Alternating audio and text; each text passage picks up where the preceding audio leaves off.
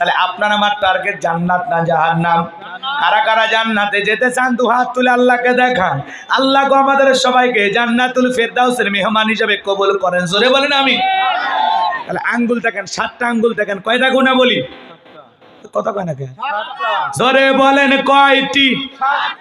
আরো জোরে, আরো জোরে। এই 7টা গুণাবলী যদি অর্জন করতে পারি আমরা জান্নাতে যেতে পারবো। আল্লাহ কবুল করেন। জোরে বলেন আমিন। জান্নাতুল ফেরদাউসের উত্তরাধিকারী হতে পারবো। শোনেন আল্লাহর কত দয়া জানেন? এই যে কবি সাহেব কবিতা শোনাইল, কথা কয় না কে? আল্লাহ হিন্দুর ঘরে জন্ম দিতে পারতো না? বৌদ্ধর ঘরে জন্ম দিতে পারতো না? কথা কয় না কে? খ্রিস্টানের ঘরে জন্ম দিতে পারতো না? তা না করে আল্লাহ মুসলমানের ঘরে জন্ম লাভ করার সৌভাগ্য আমাদেরকে দিয়েছেন। বাবা মুসলমান, দাদা মুসলমান, সেই সূত্রে আপনি আমি মুসলমান। পেয়েছি শ্রেষ্ঠ ধর্ম ইসলাম। কথা বলেন এখানে।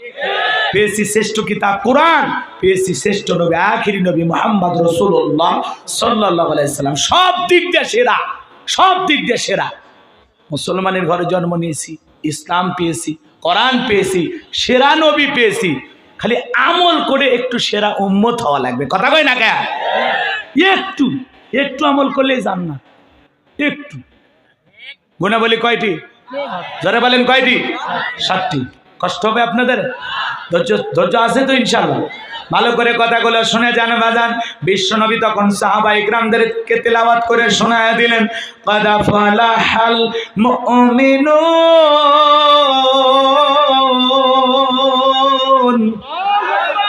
আরো জোরে বলেন আল্লাহু আকবার। আমার আল্লাহ বলেন ক্বাদ আফলাহাল মুমিনুন, অবশ্যই মুমিনেরা সফল হয়েছে তারা ঈমান এনেছে যারা।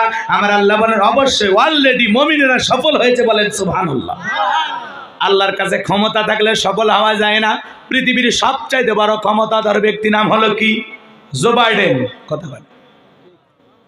আমেরিকার প্রেসিডেন্টের নাম কি? Joe Biden. এ হলো পৃথিবীর সবচাইতে বড় ক্ষমতাধর। লোকটা ইমানদার না বেঈমান? এদিক আপনাদের এলাকায় একটা বাজার আছে, এই বাজারের নাম কি? কয়হাট্টা বাজার। আল্লাহর এক গোলাম কাঁচা মাল বিক্রি করে, তরি তরকারি, সিম, বেগুন, পটল, করলা, কথা কয় না কে? টমেটো, আলু, এগুলো বিক্রি করে। এর নাম কি? সবজি বিক্রেতা।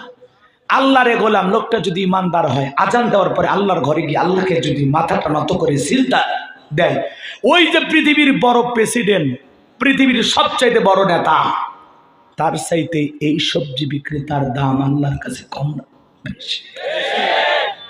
কেন? এই ভালো করে কোন না খেয়ে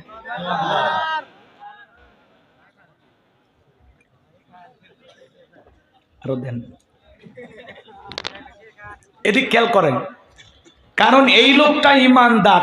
ইমানদার যে আল্লাহর কাছে দামি, সে ইমান থাকলে আল্লাহর কাছে দাম আছে। কোন বেঈমানের 4 পয়সা দাম আমার আল্লাহর কাছে নাই। সে যত বড় পৃথিবী কাঁপানো নেতা হোক। কথা বলেন ঠিক কিনা?